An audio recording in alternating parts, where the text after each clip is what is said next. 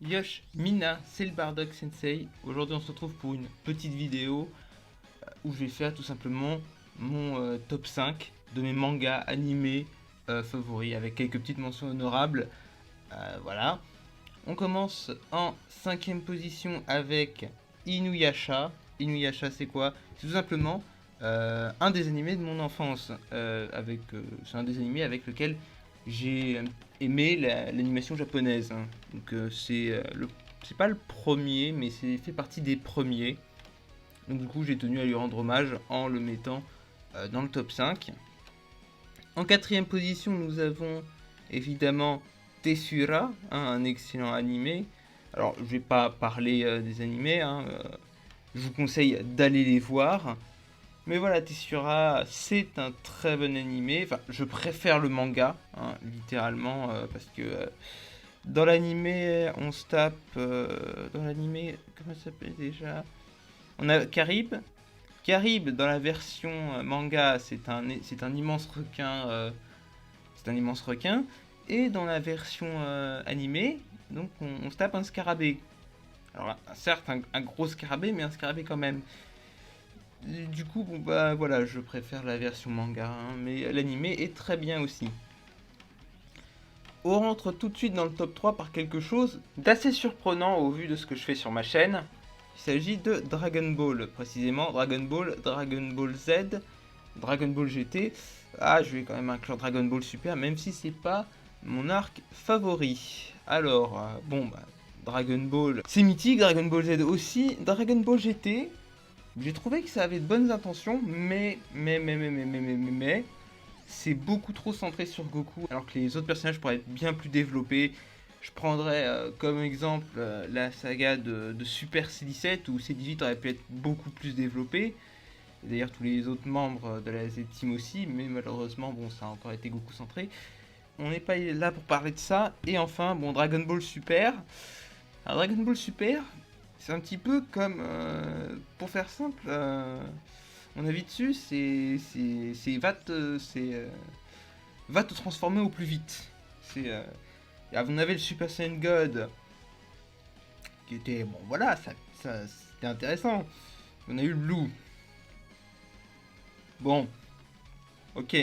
Le Blue Kaioken, tu me perds un petit peu. Et l'Ultra Instinct. Ah, j'ai rien contre, hein, sur le papier c'est bien, mais faut teaser un petit peu, pas révéler au dernier moment comme ça, comme dans Dragon Ball où on te teasait pendant tout l'arc Freezer le Super Saiyan. On te le teasait. Bah là, pour l'arc du pouvoir, du tournoi du pouvoir, on aurait pu te le teaser. Un petit peu plus. Je sais qu'il y avait eu quelques petites références, mais voilà. Un petit peu plus teasé, ça aurait été pas trop mal. On arrive dans le top 2 avec deux monstres absolus. Deux monstres absolus de l'animation. Vous savez, j'aime beaucoup les animés un petit peu, tout ce qui est super pouvoir, un petit peu surnaturel, un petit peu isekai, bref. Voilà. Mais dans le top 2, bizarrement, on a l'exception. L'exception qui confirme la règle. City Hunter. City Hunter, mais j'adore l'animé. Le manga doit être magnifique, mais l'animé, il est génial. Je l'adore. Donc voilà pour le top 2. Je tiens quand même à faire quelques petites mentions honorables. Premièrement, je tiens pour Overlord, qui est excellent et j'attends la suite avec impatience. L'Attaque des Titans, je n'ai pas encore vu la dernière saison et je me la garde un petit peu pour plus tard. Et enfin, 50 nuances de gras, un manga, un manga un petit peu spécial. Bon, c'est un Ecchi, donc du coup, faut s'attendre à voir des boobs et des culs. Alors, je le mets là parce qu'il est très bien. Il n'y a que 2 tomes seulement qui sont parus. Et donc voilà. De l'humour, des boobs et des conseils pour m'écrire. Qu'est-ce qu'il faut de plus à un manga ou un animé? On arrive au top 1 avec le meilleur manga. Franchement, Berserk. Il y a rien d'autre à dire. Berserk, c'est une histoire absolument incroyable, un personnage phénoménal. Je pense que si je devais... je vous conseille de lire ou de voir tous les animés dont je vous ai parlé.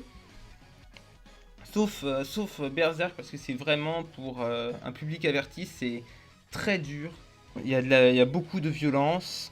Et en fait, c'est parfait Et tous ceux qui veulent dénigrer le genre manga animé, ils vont prendre par exemple des extraits de cette œuvre et montrer que ils peuvent montrer des exemples de cette œuvre en disant que c'est très violent.